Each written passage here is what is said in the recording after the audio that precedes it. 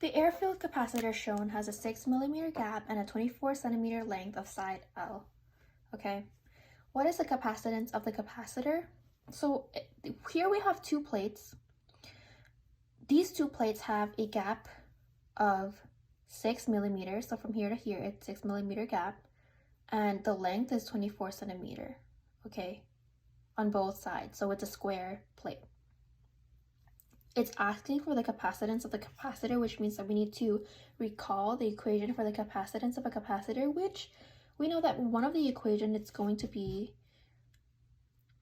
Q for charge is over change in volts. So this is one equation to find capacitor. But we know that we could find capacitor in other ways. So the other equation to find capacitor is going to be K for the dielectric constant times the area of the plate, or whatever we're working with, times epsilon naught over D, which is the distance between the plates, so the gap, okay?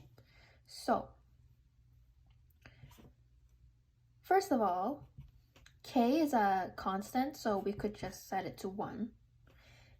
A, we know that the area is 24 centimeters, so we need to convert centimeters into meters. 24 centimeters into meters is, you need to times it by 10 to the negative 2, okay?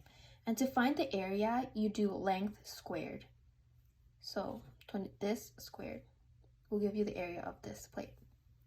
Times epsilon naught over the distance, which it says here that the distance is 6 millimeters, so we need to convert milli into meters, so 6 times 10 to the negative third power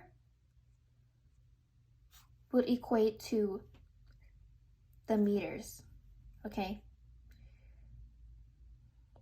So 6 millimeters is equal to 6 times 10 to the negative 3 meters.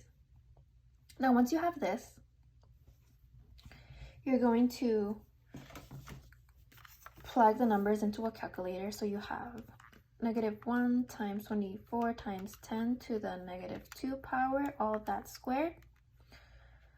Epsilon naught you don't need to include in the calculator because we will write it after. Times, divided by 6 times 10 to the negative third power, you get 48 over 5 epsilon naught, which converted that into a fraction, you should get C is equal to 9.6 epsilon naught.